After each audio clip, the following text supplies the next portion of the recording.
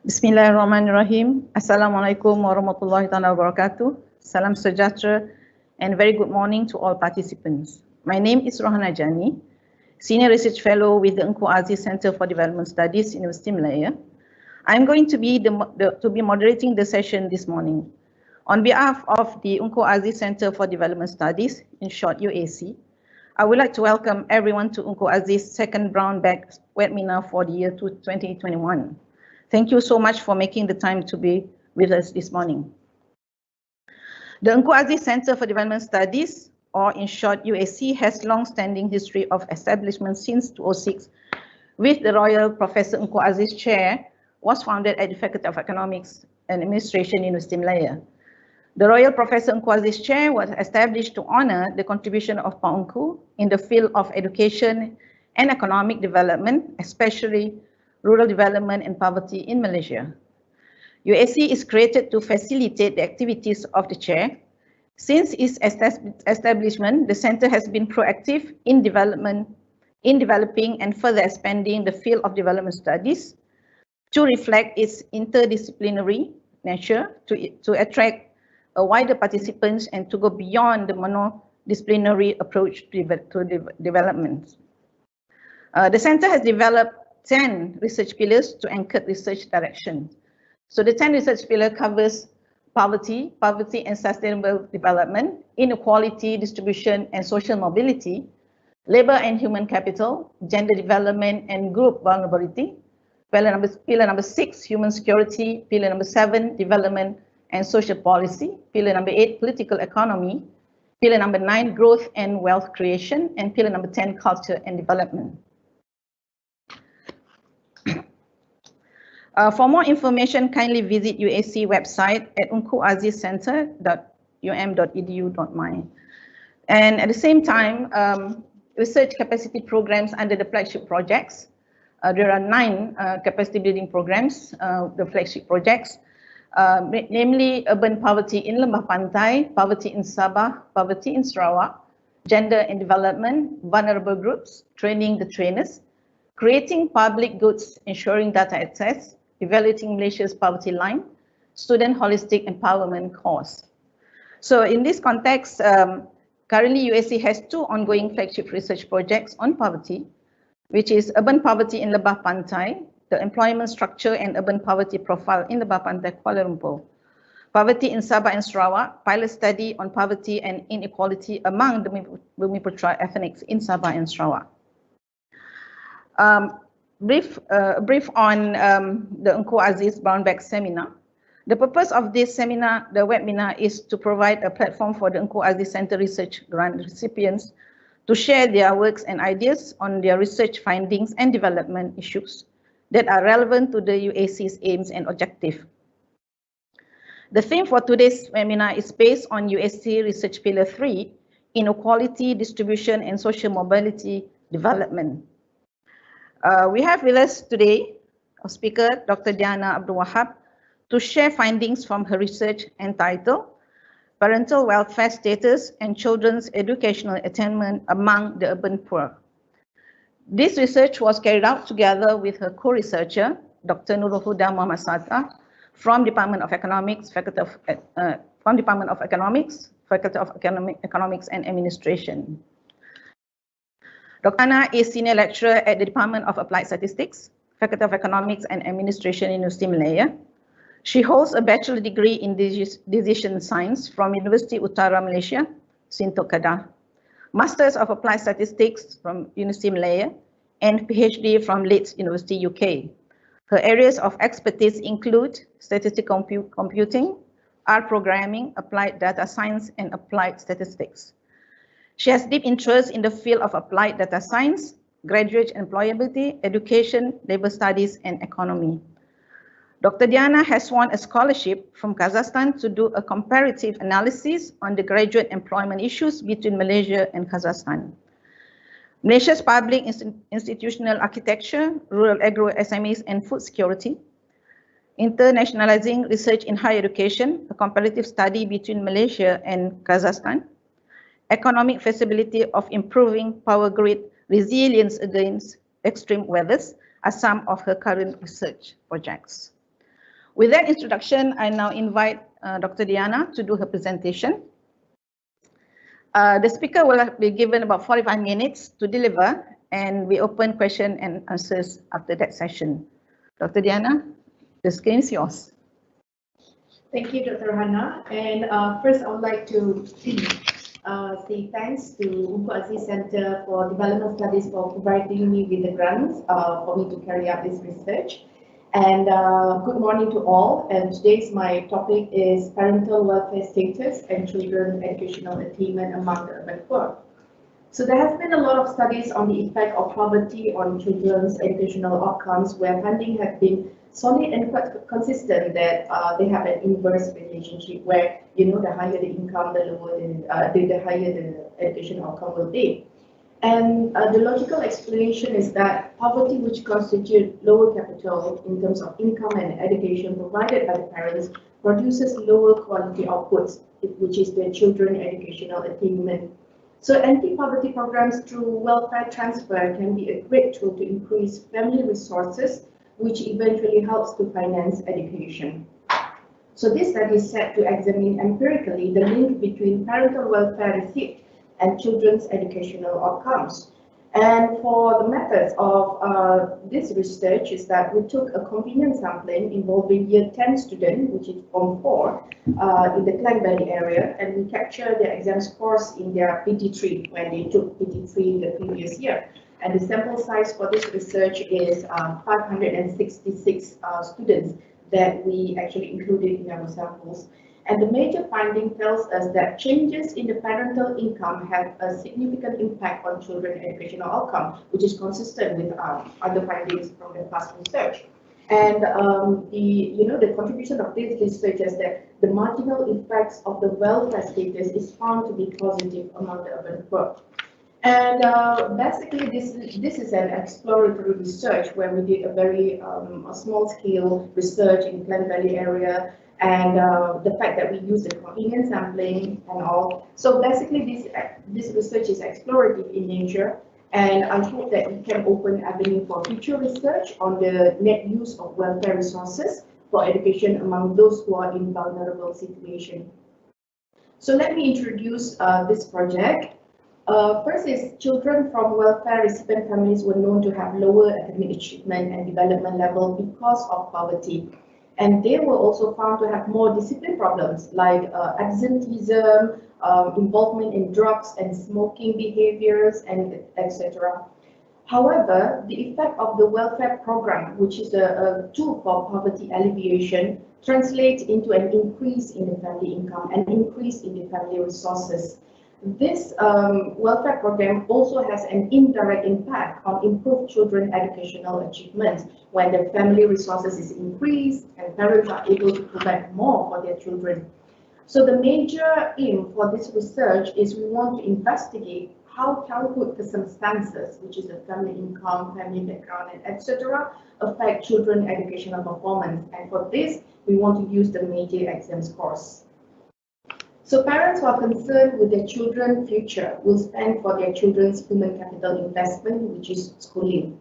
To further our understanding on how parents allocate their limited resources within their family, we can take a look at Becker's intergenerational model, which says that parents' provision for their children can be divided into two components. The first one is the endowment component, which is parental attributes that potentially benefit their children, such as their human capital, which is parents' education, the economic resources, which is the income, the social status, the parents' network, genetic inheritance, and also the parents' cognitive ability. All this which they inherit to their children. And the second provision is the investment component, which is the parent's intentional behavior. So this is something that the parent does. Intentional behavior to spend money and time that influence their children's outcomes in terms of schooling and also occupation.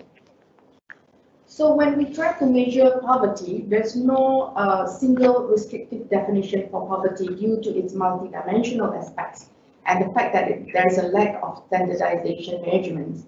But the most common measure for poverty is the financial difficulty, which is the parent's income, basically. So poverty can be seen as how much an individual can do without resources. So poverty may affect children's educational outcomes due to the lack of necessary resources, and family income commonly used as the measure for financial condition. And this is what we are going to use in this study. So we will measure the financial conditions and family background mainly on the family income. However, family income also provide other family attributes. So the different level of family incomes also explain or signifies other things such as the social status, the physical safety and the environment, the parental education also signified by their parental income, the time spent for children. For example, that many studies found that working mothers, and the higher the income for the mothers, the less time the mothers spend for their children, which may also has an adverse outcome on their children's education. Yeah, and it also signifies health and nutrition and the moral support for the children. So now let us talk about the poverty measures in Malaysia and what are the social protections in Malaysia. Okay, so this information is taken based in the year 2019, where we know that the median income in Malaysia is 7,900 something. And then in Kuala Lumpur, particularly because our research is, the scope of this research is in Kuala Lumpur. So median income in KL in 2019 is 10,000 ringgit, 548. So the poverty rate is reported to be 5.6%, and this is based on the revised poverty line income, which is done in 2019. So previously, the poverty line income was at 980. It has increased to 2,208 ringgit, and this is for the B10 group. Okay, and as in 2019, there were almost 3 millions of populations which falls under the B40 group, in which the income is less than 4,849 ringgit. So Malaysian government has instituted many welfare programs under the caring society concept, despite that we are not a welfare state, but we have a lot of programs under for the welfare programs. Yeah, and in 2019, almost there were 500,000 recipients of financial assistance from JKM, and this statistic is taken from the JKM, which is the Department of Social Welfare in Malaysia, where 10,000 of them is from Kuala Lumpur. However, if we look at the report by the UPM consultancy in 2017, it showed that KL has the lowest ratio of financial assistance per capita to state GDP. Okay, which means that we all know that the GDP in KL is among the highest in the state, so that might explain the lowest ratio of financial assistance to the GDP. So the Department of Social Welfare, or in Malay we call it JKM, it administers most of the federal-based financial assistance programs in 2 major groups. So the first one is the productive and the second one is unproductive. So for the unproductive one, we do not expect that this group will return back to work. But for the productive group, the welfare is not meant for forever. But what is meant is that we try to help this group of people until they can come out from the poverty and they can earn their jobs and receive their own earning. So there's another form of assistance which is from zakat, and this is for Muslim, and this is transferred through Islamic institutions. And for example, like from Majlis Agama and Baitul Mal. And for the measurements of the welfare receipts in our research, we base on those who receive financial assistance from JKM and also from zakat from Majlis Agama and Baitul Mal. So now let us talk about the urban poor. So since the NEP, so Malaysia has been considered itself to be successful at its mission to eradicate poverty since 1970. There is a lot of changes. And this is through the implementations of the new economic policy. In KL particularly, where the incidence of poverty is virtually non-existent based on the previous measure of the previous measurements of the poverty line, those in the B40 group are still struggling to make a living. A study by UNICEF in 2018 mentioned that almost all the children living in low-cost flats in Kuala Lumpur are in relative poverty, while 7% are in absolute poverty. Currently, the incidence of poverty is higher in rural areas than in urban areas such as Kuala Lumpur, but we know that despite the B40 in KL having higher incomes than the B40 in other parts of Malaysia, life is not any better for them, as the living cost in Kuala Lumpur is very expensive compared to the rest. According to publications by Bank Negara Malaysia, inflation is higher when a region is more urban, and inflation is higher as we go down the different level of income group. And this makes the urban poverty, which is the B40 of the most developed region in Malaysia, which is KL, being the most vulnerable to price changes. And the same study by UNICEF found that the level of poverty and malnutrition among children living in the low-cost housing in Kuala Lumpur is indeed higher than the national average. And at the same time, less than 4% of them are receiving any kind of welfare assistance in the form of transfers, which is from Zakat and JKM. So that is why we are interested in studying the urban poverty, specifically Kuala Lumpur, which is the center of the wider Klang Valley metropolitan. So when we talk about poverty and welfare transfer, anti-poverty programs, we know it meant to increase parents' self-sufficiency, improve children well-being, and increase family resources. However, as I said previously, these anti-poverty programs in terms of the welfare transfer is not meant to be continuously until until no end. So it is meant to provide transition from welfare to work. So we hope that through these welfare programs we can help a certain group of people to come out of the poverty and gain some earnings on their own. And this transition from welfare to work, it can benefit the children in terms of providing the positive role model of the parents, so that the children see that, okay, their parents are working and earning their own and no longer become dependent on the welfare, and give a positive role to the children. And it also increases parents' self-esteem and sense of control, and eventually it also results to higher earning. So Malaysia is one of the countries that has been very reliant on government transfer. And according to JKM reports in 2019, the number of cases of cash transfers recipients increased 2.4 times between the period of 2007 and 2015. And this shows that there is an increasing reliance of welfare transfer by the people, which would undoubtedly encourage the deepening of welfare dependency culture. So let us look on how the impact of income on education, and this is a very well-established research, especially that comes from the Western countries. There's a lot of research from the Western countries on this. And studies on the impact of income on children's education attainment found a positive association between parental income and children's educational outcomes, even after controlling for parental education and occupational types. So the effect of income on children's education achievement is more predominant for cognitive skill than for behavior and health. And we found that the changes in income among the lower distribution is also found to have a stronger impact on children's educational outcomes compared with families in the higher income group. And this is because small changes in the income in the lower distribution, it actually represents a larger proportion of change, which may substantially reduce some deprivation.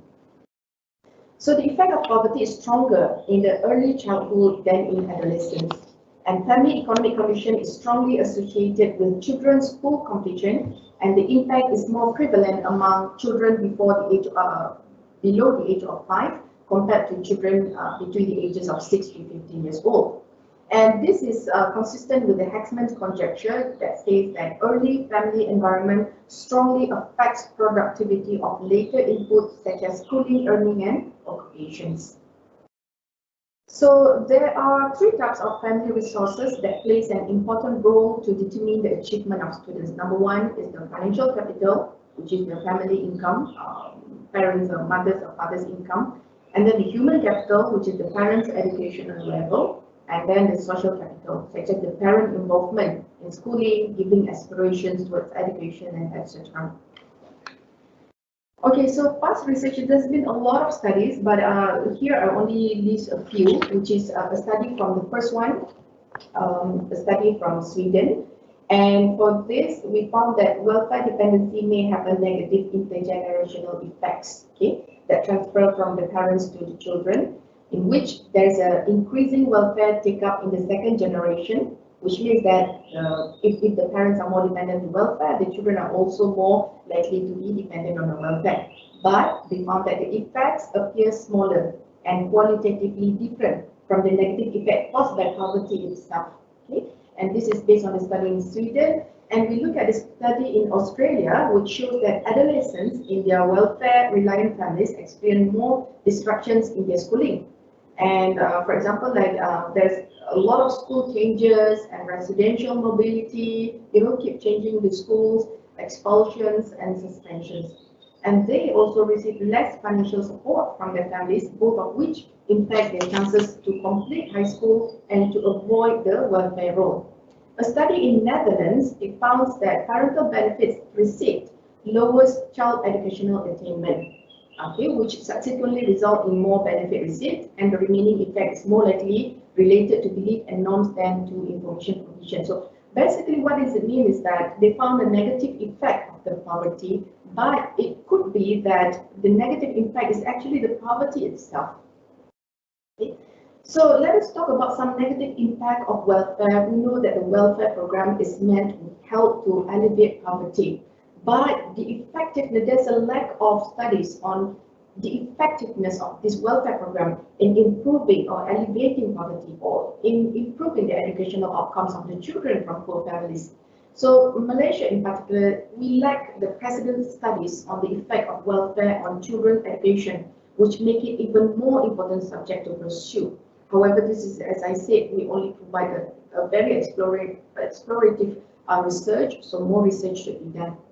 So welfare receipt produce temporary relief. However, it is also found to have a negative impact, okay, whereby in the long run, children from welfare families may have a higher tendency to continuously be welfare dependent following their parents. And you also give a negative role model by the parents, okay? And then it gives the welfare stigma on self-esteem of the parents, and also stigma by peers and the teachers for the children. And the study in Malaysia, which is done by the UBM consultancy, it shows that there is a negative stigma among the recipients of the welfare.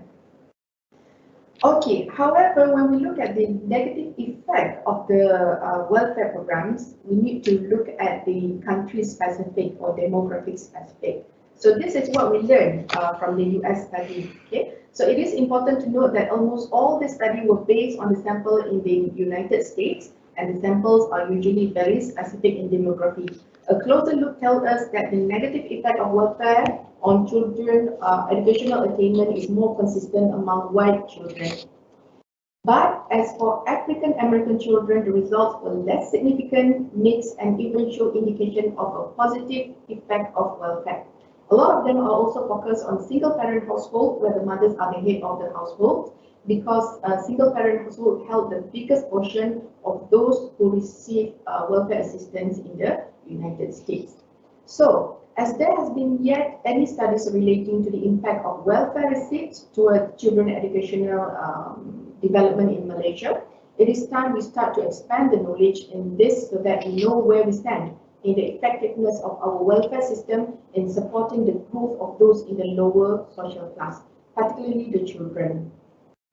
So based on the past research also, we found several combining factors which we include in our research. The first one is the parents' education, which found to have a strong positive impact on children education outcome, and mother's education was found to have a larger impact compared to father's education.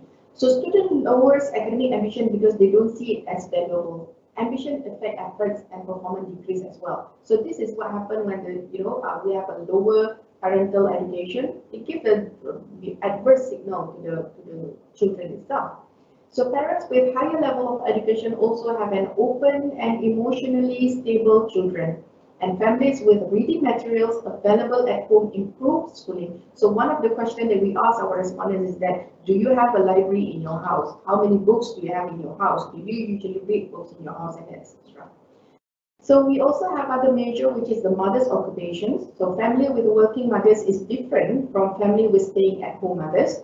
While working mothers increase their daughter's labor market participation, but less time is spent for the family, which may lead to less schooling for her children. And father's unemployment is used as a mechanism for financial strain. Okay? If the fathers are unemployed, then there is a changing in the parenting practices, and children's perception to parent as the role model. So some of the confounding factors including the psychology, which means that low-income parents may influence parents' emotional stability that may lead to stress, dysphoria, marital conflict, spouse irritability, and greater hostility towards children. And we also talk about the family size. So this is based on a study in Malaysia a long time ago. Data from the Malaysian Family Life Survey shows that children from single motherhood families were found to be more likely to have lower income and lower occupation later in life. And children with greater number of siblings, larger family, had poorer secondary school attainments due to the sharing of economic resources within family. So what we do is that the measurements for the exam scores that we do, that past research, they use quite a number of different measurements for educational attainment. Like the study in Sweden, for example, they look at 4 different ways of measure, educational achievement, such as school completions, involvement in or participations in the higher education, tertiary educations, and etc. But for this study, we are looking at the exam scores for the standardized test, because we believe that the exam scores actually provide quite a good proxy towards subsequent successes in academic, and as we know, higher education, higher labor market outcomes for the children. So in this study, what we capture is that we capture the exam score for the USR and also the PT3 examinations. But because our study is a convenient sampling and we just went to the Sekolah Menengah Kebangsaan, which is the public school, so there are other types of school which is not included in this study, which include the private school, such as Islamic school and the Chinese independent high schools. So these are the research methodology that is being used in this study. First is that we did the field work. So we developed the questionnaire design and we obtained the ethics clearance and approval from the Ministry of Education. And then we also seek approval from the District Education Office and the school administrations. And this survey is a take-home self-administered survey question filled by Form 4 students who have taken the PT3 the year before. And instructions were given prior, so our RA went to the schools and then provided explanations.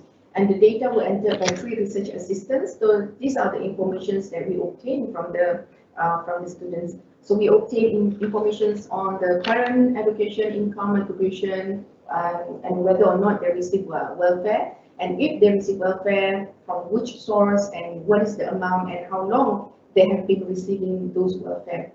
And we also capture information on the residence type and also the sibling size.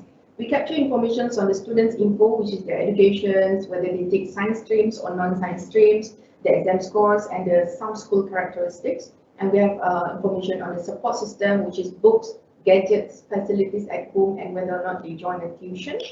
And we also capture some other measures, which is parental involvement, involvement in sports, teachers' involvement, home environment, stress, and whether or not they are involved in drugs, smoke, and bullying. So the target group are those who receive welfare assistance when they are likely between, the target group are those who receive welfare for this project, okay? So they are more likely to be within the P40 in the Kuala Lumpur area. So we narrowed down our to working with samples from the government program for low-cost apartment, which is the Project Perumahan Rakyat or the PPR around Kuala Lumpur. And the sample target was narrowed down to only Form 4 students, as the Ministry of Education does not allow conducting survey on Form 3 and Form 5 students because they are taking examination in that year. So in order to conduct survey in school, there are 3-step process. Number 1 is receive approval from the Ministry of Education, and then we seek approval from the State Office for Education, and the third one is we seek approval from the principals of each school. However, the principal is not obliged to allow the survey to happen at their school. So this is really based on whether or not they allow us to go. Okay. So the schools that were selected for the survey were all schools that are within the 5-kilometer radius of PPR, and this is to enhance or increase the chances that we will include as many PPR students as we can.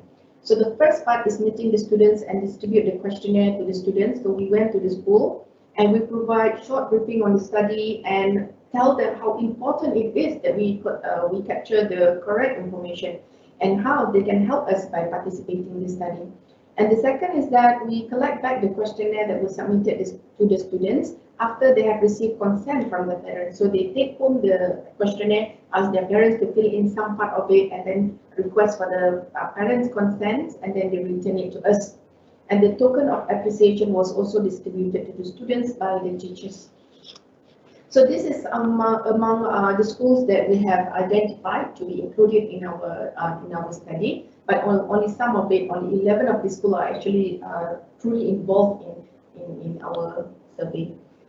Okay, so this is some descriptive statistics. We collect information. This is only some, but not all, because we have quite a lot of questions that we ask. But the most important one is the education, family income, and then the welfare status, and some social economic background. And we have a J1 to J6 is actually the result of the exam score for the PT3, and K1 to K5 is actually the exam result for USR. So they obtain A until F for each of the subjects. So we have Bahasa Melayu, we have Bahasa Melayu penulisan, Bahasa Melayu writing, and we have English, and we have science and mathematics. So this is the distributions of the PT3. As you can see here, the students scored quite well in all their subjects except for the science and also mathematics, where we see there's a left skewed in the sciences and mathematics.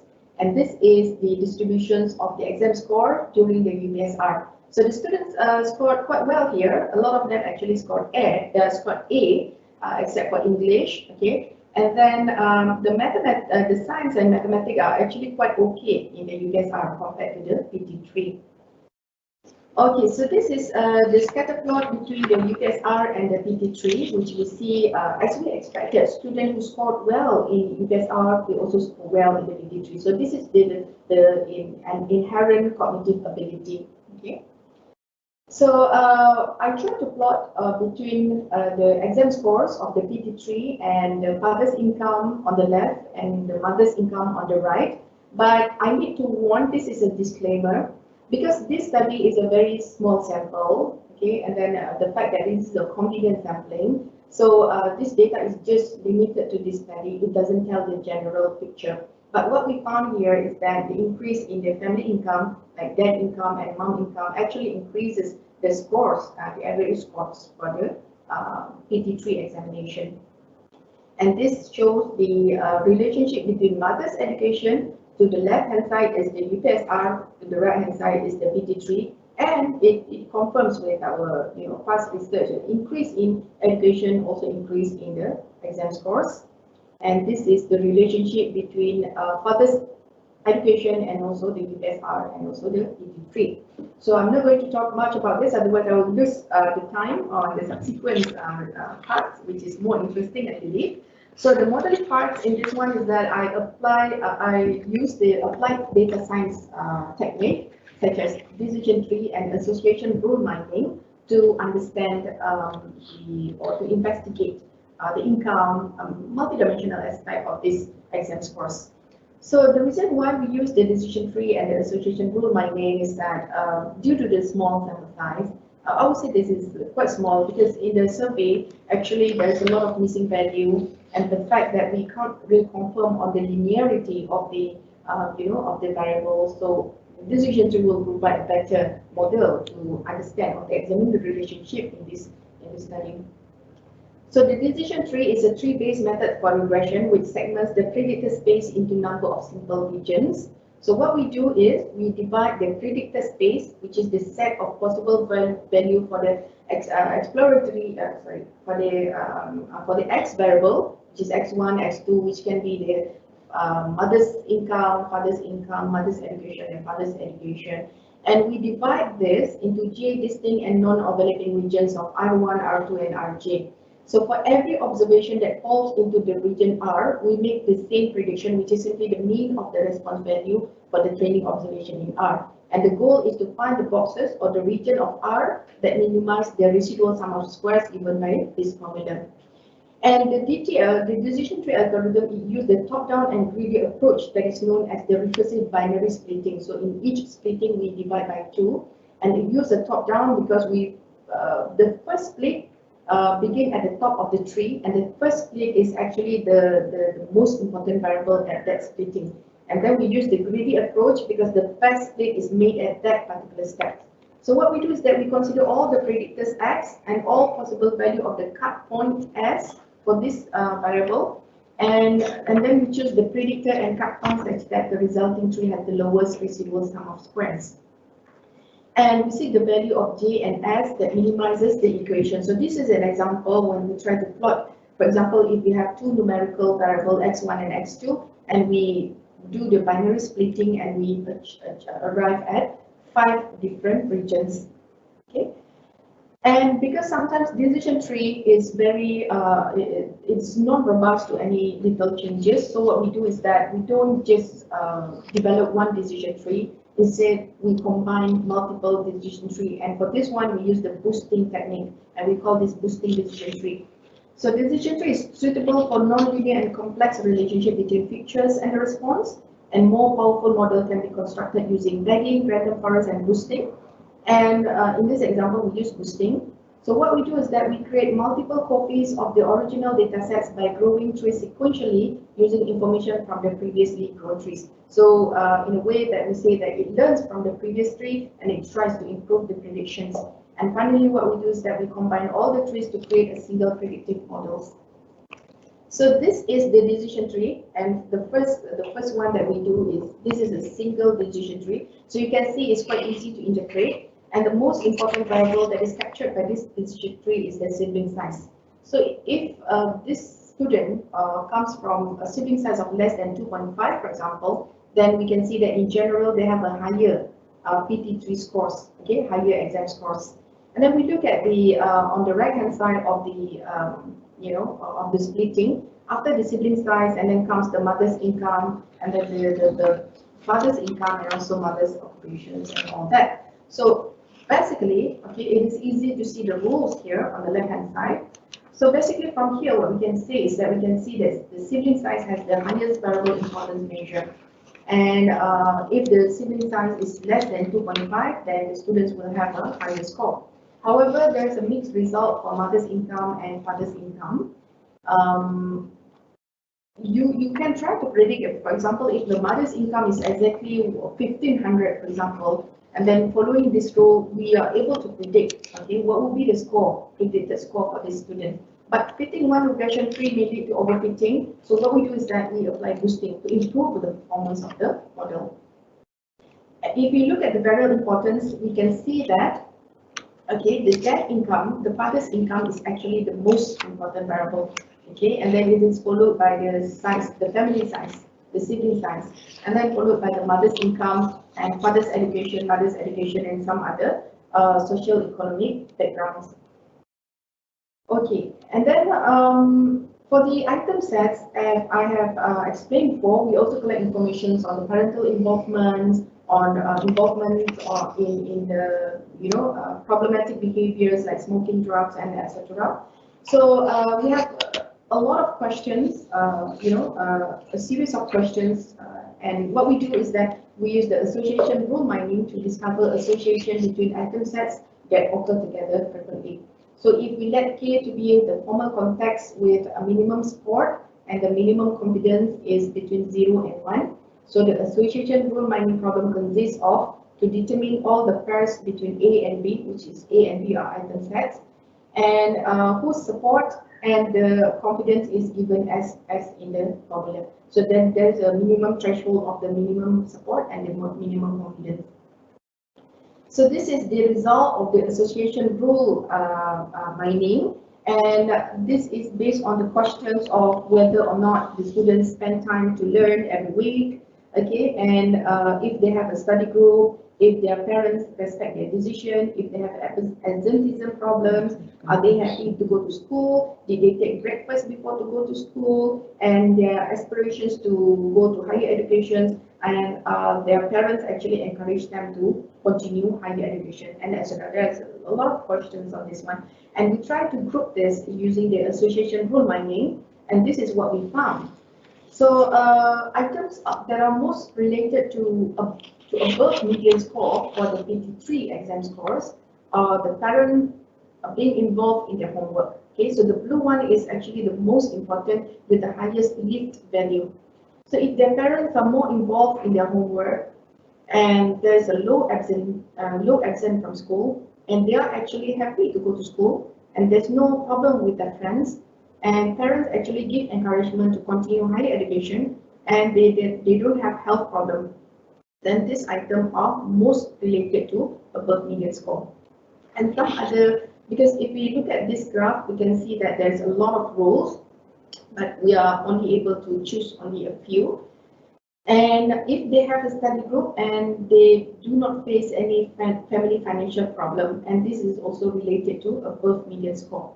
Now let's look at the items that is most related to below median score. So number one is absenteeism.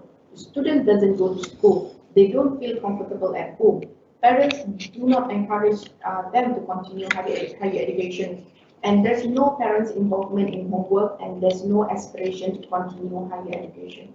What we can see here is that two very different groups, and items that are most related to below median score. If we look at this one, it seems like both the parents and also the children, they don't see the value of education. So the children doesn't see the value of education, so they don't go to school because they feel like there's no value in their education. And parents, because they value they don't really see the value of education, they don't encourage their children to go for higher education, and they don't involve in the homework, and they don't give aspiration or encouragement for their children. Okay, and the fact that the children are not comfortable at home, so the home is not a conducive environment for learning, and this is what we found. Okay, and the next is that we try to answer. So now, what is the effect of the welfare on the exam scores? Okay, and for this one, we only take those who are below the poverty line. So below poverty line is 2,200. So we compute the family income of less than 2,000 ringgit, and then we want to see what is the impact of the welfare. Does it actually improve the performance of the students? Okay, and then we run the decision tree. We find that the increase in the family income among the lower income household actually is the most important variable. It means that, you know, among the lower distribution of income, the slight increase in the family income is the most important. And again, the sibling size, and now we can capture that the resource is actually the effect of welfare. Okay, so the effect of welfare is among the top three most important factor in exam scores. And to be able to understand further, we compute the marginal effects. The first one is the family income. As you can see here, the family income at this is from 0 to 2,200 ringgit. And we can see that if the income is less than 1,000 ringgit, that's very difficult to see how the patterns looks like. But after 1,000 ringgit towards 2,000, the increase in the family income actually improved the performance in the exam scores.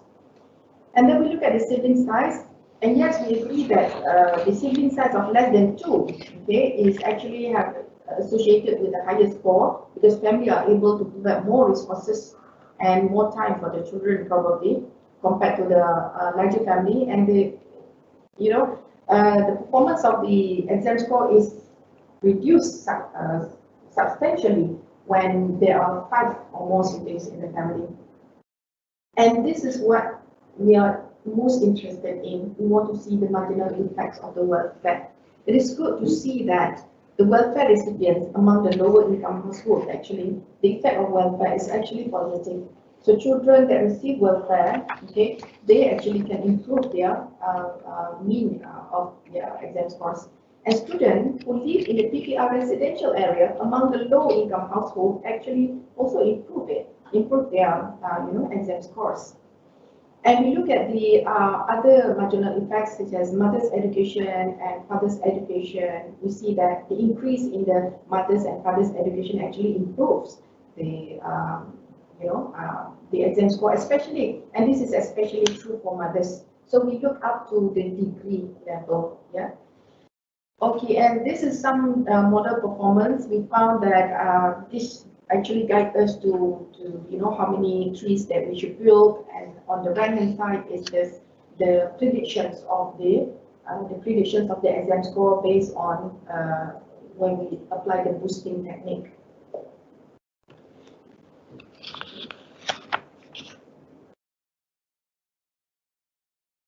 I come to my conclusions. Now let us talk about investing in disadvantaged children. So we say that children that receive welfare, children from the poorer family, they are vulnerable children, and education is such an important tool to bring them out from poverty. So public policy that promotes fairness and social justice also promotes productivity in economy of a society. And early intervention have higher returns than later intervention. So whatever we do when they are small kids, less than 5 years old, or even in their primary schools or secondary school, the cost for this intervention actually, the returns of this intervention is actually higher than the later interventions, such as providing public job training, police expenditure, and conflict impact. Okay, so we really should look into that. So now I would like to summarize my findings. So the first one is that we see that the welfare effect is found to be positive among the urban poor in our sample. But again, I want to say a disclaimer, because our sample is a convenient sample and it's a very small sample. We just look at the children from Klang Valley areas. Okay, so this has to be taken with a grain of salt. Increases in parental income are associated with increased test scores. Parent education has a strong association with children attainment, and sibling size has a negative impact, especially when they are larger than 5. So in general, I would like to conclude that changes in parental income have a significant impact of children's educational outcomes, and the marginal effects of welfare status is positive among the urban poor. But more delicate studies need to be done on the net use of welfare resources for education among those who are in vulnerable situations. So that is why I think that this research is actually, it opens an avenue for future research, and this is very explorative in the nature, which can be developed to be bigger in the future. So I have some suggestions for future research. We know that prolonged dependency on welfare assistance creates a welfare dependency culture in which children follow their parents' behavior towards welfare expectancy. Okay, so children who were raised in welfare recipients families were more likely to be continuously dependent on the welfare system. So probably we could do a more study on this to test this effect in the Malaysian case. Yeah? And in this paper, I used the PT3 scores for as a proxy for future academic and labour market success. But future studies should also include other dimensions like school completions, higher education participation, and etc. And the scope of this study is too small, so probably we can expand it to include more different type of schools. See, and also I'm working closely with Grace from PPR Damansara, and we talk a lot about the dropout school, the school dropout. So this is the most marginalized, the most vulnerable group of children. And it could be better, much better, if we could grab the data from IKASE, which is a national poverty bank, okay, that reports all the information about these welfare recipients, and we can match this to the information from the tax records, and as well as educational establishments to provide a more effective or efficient study on this one. And we should also include the data on the timing of the poverty, because sometimes the welfare recipient is not continuously receiving welfare, only a certain point of time, and we want to see how the effect will impact their children. We should also include the parent health status, the school characteristics, the cognitive or non-cognitive stimulation at the age of 3, and also some family conflicts. Okay. And with that, I would like to thank you, Dr. Rahana, and thank you, Ungku Aziz Center for Development Studies, for providing me with this grant. And I would like to welcome any suggestion for improvement. And I would like to say this, if I take one more minute, Dr. Rahana, this is my very first research grant. I just finished my PhD. When I came to this is my this is my baby, my very first research grant, and I would like to really thank Ungku Aziz, and I'm looking forward to learn more from this. And I really welcome any suggestion of improvements so that we could continue to make a betterment of this subject. Thank you so much. Okay, congratulations. Thank you, Dr. Diana, for a very interesting presentation.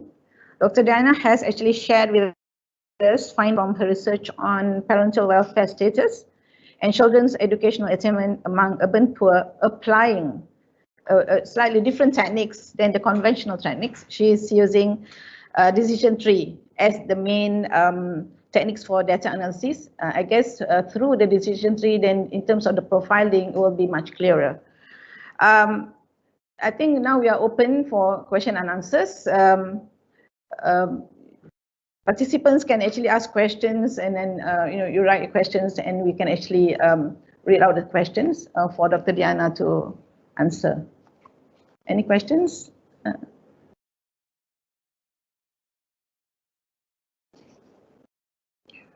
Okay, maybe before while waiting for the questions, maybe I'll ask one question first. Diana, we have listened to a very interesting presentation and then the study that you have actually conducted. Considering is this your baby project, I think it has, in my opinion, it really has, would actually go to a bigger research. Maybe we can share with us what actually motivates you to carry out this research, actually. Okay. Thank you, Dr. Hannah, for the questions. I want to tell a history on this. When I was small, when I was like around 7 years old, I lived in poverty. And then at that time, I was a small girl in the village. And then I saw this book and I saw the name on it, Professor Ungku Aziz from Faculty of Economics, University of Malaya. And somehow at that time, I was 7. Somehow at that time, I felt like, how I want to be, a professor like him. And then how I want to go to and I want to, come here and all that. And years after that, I found that, suddenly I am here in and I'm working with the Ungku Aziz Chair for Development Studies, which give me great pleasure to work with this center. And then I also want to do something that Prof. Ungku have done before, to elevate poverty and etc., working with the society. So even though my background is in applied statistics, but when I saw this, opportunity to work with the Ungku Aziz Center for Development Studies, I found that there is an opportunity for me to actually contribute. And one thing that always struck me is that the educations of the children, especially among those in poverty, and how can we help them, okay? And I want to see whether the welfare program is actually a good, effective poverty alleviation measures and etc. So I believe that this is my first step into going to that. Very inspiring, Dr. Diana. Can we have the first questions? It's not posted there. It's technical.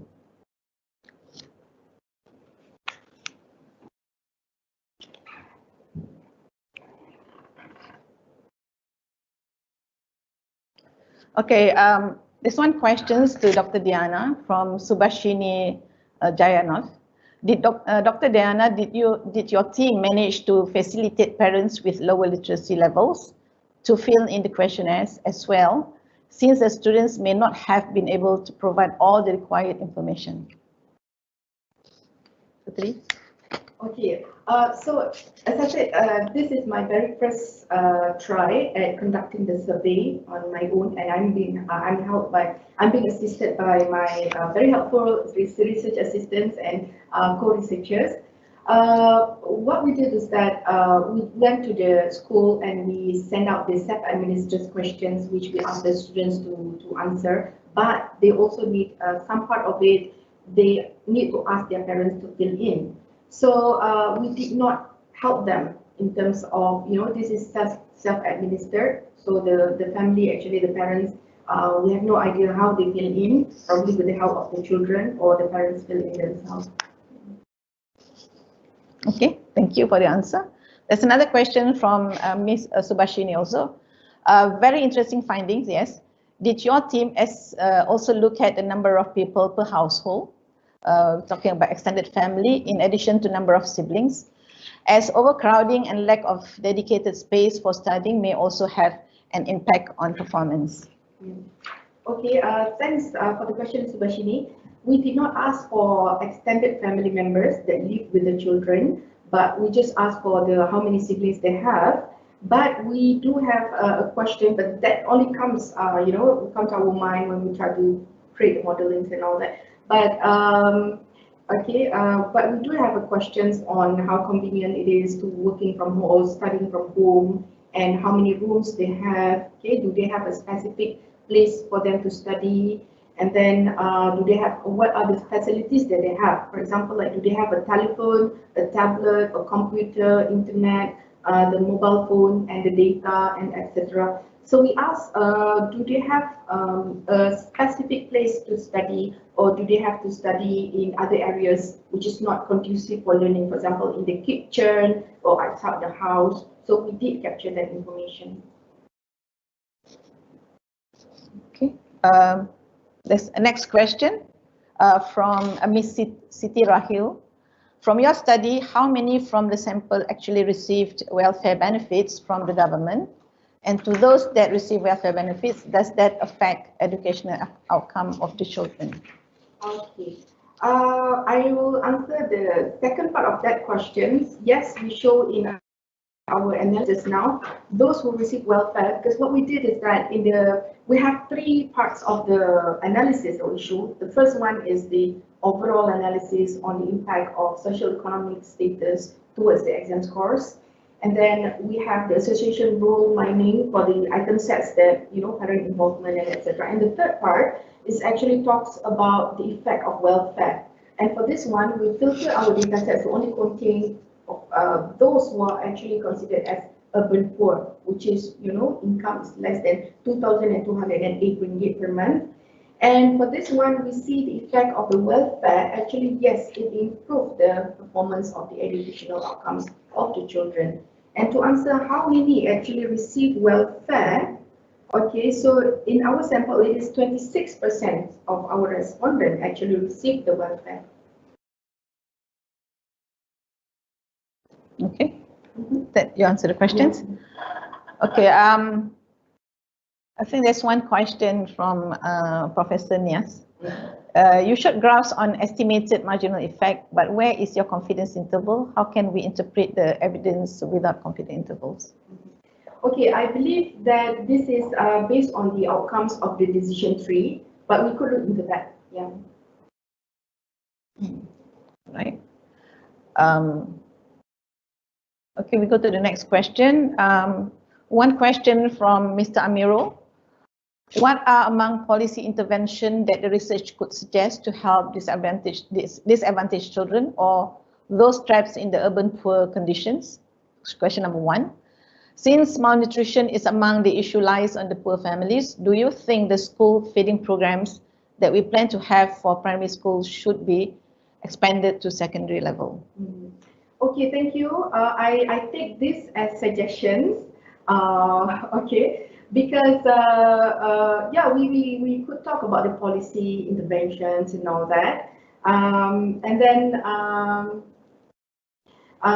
okay, because yeah, we can look into that, the policy intervention. What would be the best policy intervention to help the disadvantaged children and also the school malnutrition? But I'm afraid that this might be like outside of the scope of this study.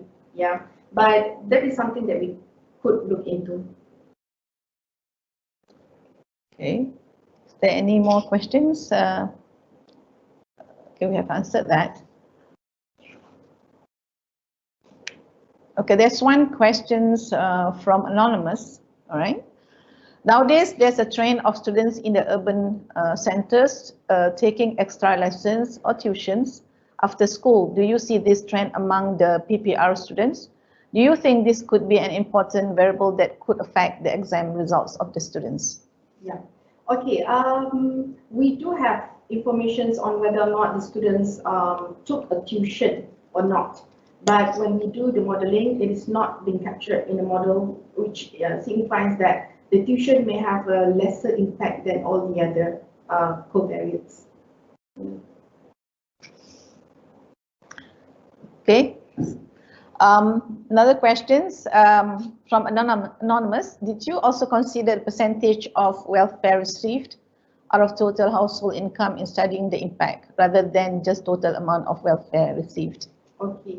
For this study, we just look on whether or not they receive welfare, and that is just a categorical variable for at least for these presentations. Yeah, but we do have we do collect information on what is the amount they receive and how long they receive the amount, but that is not included in the study. Yeah. Okay. All right, so I think there's one more questions here from Mr. Jamal. Very good research, Tanya. Question number one: What are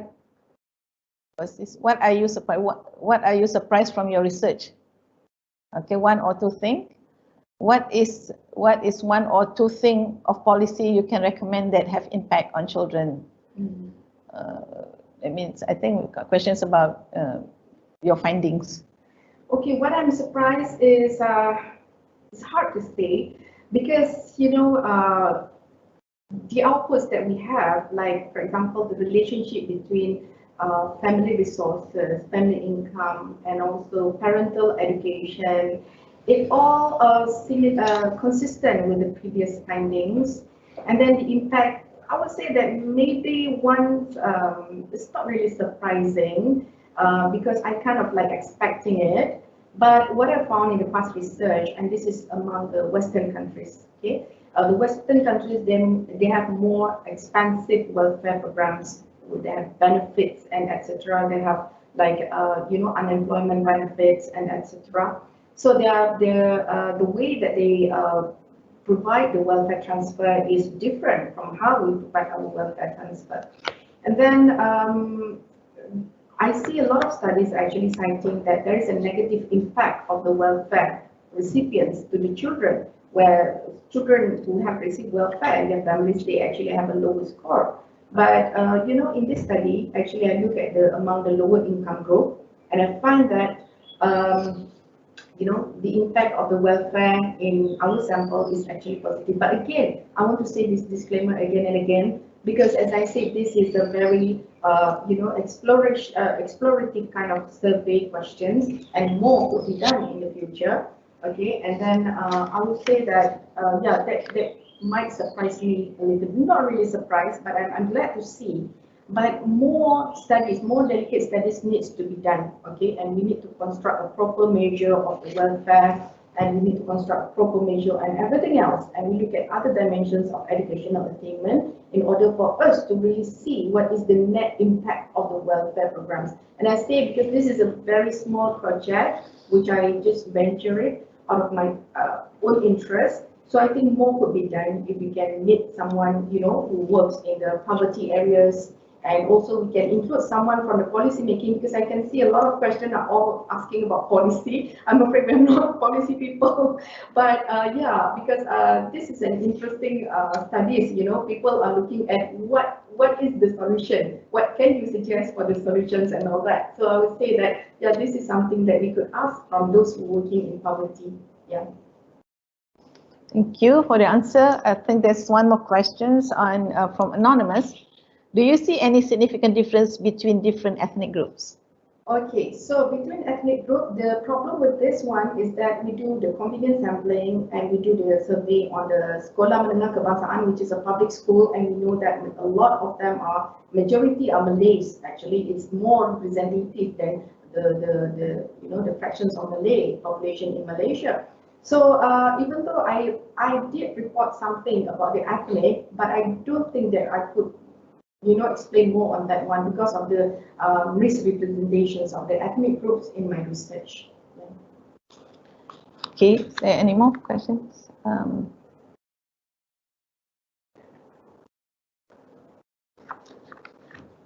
Okay, I think there's one more up there. Okay, this is going to be a very interesting question. I probably actually want to ask you this. Did the study manage to investigate any effects of the pandemic, changes in economic status affecting the children's academic performance?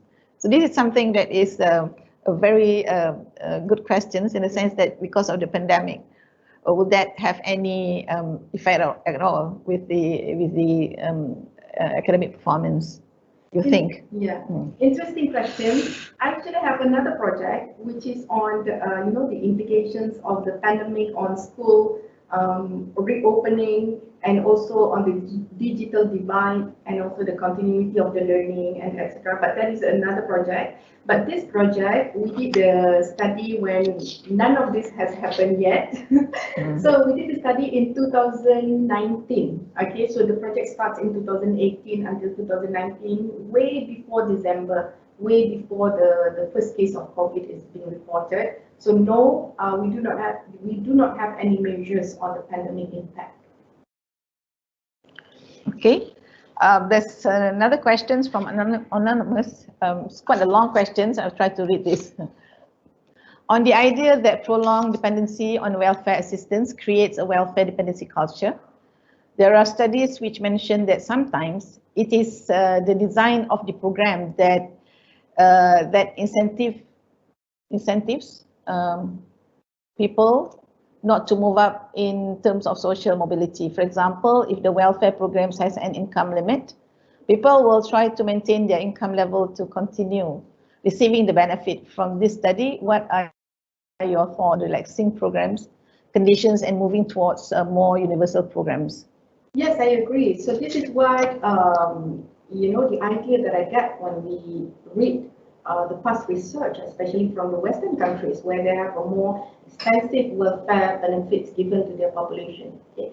So we see that people, if they are earning a little bit higher, only a little bit higher than what they would have received when they are in the welfare benefits program, so they would stay in the benefit program. So I think for this one, is my research is very small scope in nature to be able to answer this policy related questions. But I believe more could be done, especially it is important that we have the data, appropriate data, that if you can get the data from eKasih, for example, and then we can get the data from the GKM, and we match this with many other variables, and then we can see the net effect of the welfare program. Does it really help in terms of alleviating poverty? Does it really help in terms of improving the educational performance of the children? Okay, and if not, then I think this is answer that this is a kind of issues that could be answered by the policy makers, and to see how do we know whether or not the welfare program is effective, and if it's not effective, what went wrong. Okay, so there is a lot of things going on with this poverty alleviation methods through the welfare transfer. So we can't really say that because there is a negative impact on the welfare, so welfare is not good. We can't say that. But basically what happened is that there's a very complicated dimension in the discussions of the welfare transfer. We have one more questions here, anonymous. Well done, Dr. Diana, for research. How do parents spend their money on their children education, such as sending them for tuition? Does welfare parents have positive perspective to increase their children's achievement? Okay. Thank you. We wish that we could have record how the parents actually spend the welfare money, but we do not have that measurement. But okay. So the welfare resource that is being received by the families, okay, mostly this is based on the study, on other study. This group of researchers did a study with the Jabatan Kebajikan Masyarakat, and they look into how the money is being used. So most of the time, the respondents actually use the money for basic needs, like for medicines, for foods, for shelter, and also for clothing. But education comes the last. Because when you are in absolute poverty, or you are in poverty, the main thing that is most important to you is, the foods, the shelter, and your clothing, and all that. So the education comes last to your mind. Yeah, and the amount of the welfare that they receive is also not so great that they are, able to prioritize on their educations. Yeah. But as I said, this is just on my readings and all that. I do not have the measurement on that. So I believe that the best is that it needs more extensive study on this. I guess I think there's many questions that Dr. Diana has addressed in terms of answering some of the pertinent issues, and definitely in terms of research, this research can be actually expanded. And as we know, UAC is actually encouraging interdisciplinary researchers. So I think the future research will actually, Dr. Diana, we want to include somebody from policy. We do have people, in the faculty and perhaps at other university. So we actually have reached to the end of the webinar. Before we stop, let me do a bit of wrap up. Yeah. So in this case, Dr. Diana and team has highlighted very important points on the issues on the academic performance of children and family socio-economic status. So obviously, generally, SES, socio-economic status, is related to academic performance. And we know very well, research has proved that lower SES tends to have lower academic performance. Children of lower SES tends to have lower academic performance, which eventually may have an impact on social mobility. In this study, the researcher has actually examined the link between parental welfare recipients and children's educational outcomes, namely performance at national exams, which is PT3. PT3 is actually year 9, when the children are at the age of 15. And as mentioned, more detailed studies need to be conducted on the net effectiveness of welfare among those who are in these vulnerable situations. Earlier on, there's one question on impact of COVID. So I would actually have those questions on the impact of COVID-19 on education and performance, because with the new norms, we are talking about online education. And the way I say that the issues and challenges would be the role of teachers as educators and the role of parents, and then the children themselves as students, and of course the Ministry of Education. This can also be explored, because from my observations, we are talking about online education, okay? The commitment of the parents in terms of spending time with the children, because it is very, very challenging. And then definitely we are talking about the fundamental issues that need to be addressed. For instance, on the digital divide, which have been mentioned, we're talking about urban-rural, Now we have B40 households. And the new norms, so we have devices like smartphones, computers, laptops. Having that, then we have to look at the internet access. And the very important thing is actually the computer literacy. Okay, those are some of the issues. I think it would be interesting to actually dwell these issues in future research. And I'm sure there are some researchers that actually have done this, but perhaps this can be expanded further and explored further. So this quote from Nelson Mandela, education is the most powerful weapon which you can use to change the world. In this context, I would say to change your life, escaping from poverty trap. On that note, once again, on behalf of UAC, I would like to thank Dr. Diana and team for her insightful presentation at today's webinar. Thank you very much to participants for investing your time to be with us this morning. Stay tuned to UAC next webinar. We have on the 29th April 2021. We have Dr. Muhammad Mahfuzur Rahman. The paper is on urban poverty in Malaysia and analysis of scarcity trap. With that, Assalamualaikum warahmatullahi wabarakatuh. Stay safe. Thank you very much.